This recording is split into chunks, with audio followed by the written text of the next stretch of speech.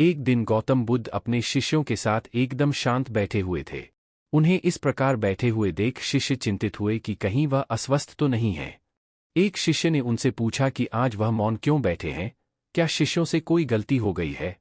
इसी बीच एक अन्य शिष्य ने पूछा कि क्या वह अस्वस्थ हैं, पर बुद्ध मौन रहे। तभी कुछ दूर खड़ा व्यक्ति जोर से चिल्लाया, आज मुझे सभा में बैठने की अनुमति क्यों नहीं दी गई है? बुद्ध आंखें बंद करके ध्यान मग्न हो गए। वह व्यक्ति फिर से चिल्लाया, मुझे प्रवेश की अनुमति क्यों नहीं मिली? इसी बीच एक उदार शिष्य ने उसका पक्ष लेते हुए कहा कि उसे सभा में आने की अनुमति प्रदान की जाए। बुद्ध ने आंखें खोलीं और बोले, नहीं, वह अछूत है, उसे आज्ञा नहीं दी जा सकती। यह सुनकर शिष्यों को बड़ा आश्चर्य हुआ। बुद्ध उनके मन का भाव समझ गए और बोले, हाँ, वह अछूत है।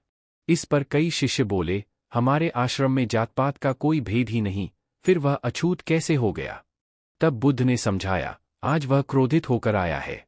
क्रोध से जीवन की एकाग्रता भंग होती है। क्रोधी व्यक्ति प्राय मानसिक हिंसा कर बैठता है, इसलिए जब तक वह क्रोध में रहता है तब तक अछूत होता है।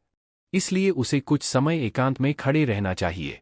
क्रोधित शिष्य भी बुद्ध की बातें सुन रहा था। पश्चाताप की अग्नि में तप कर वह समझ चुका था कि अहिंसा ही मनुष्य का महान कर्तव्य व परम धर्म है।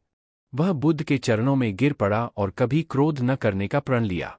शिक्षा आशय यह है कि क्रोध के कारण व्यक्ति अनर्थ कर बैठता है और पश्चाताप उसे बाद में होता है, जिसका कोई लाभ नहीं मिलता। इसलिए हमें क्रोध नहीं करना चाहिए। असल मायने में क्रोधित व्यक्ति अछूत हो जाता है और उसे अकेला छोड़ देना चाहिए। क्रोध करने से तन, मन और धन तीनों की हानि होती है। क्रोध से ज्यादा हानिकारक कोई और वस्तु नहीं है।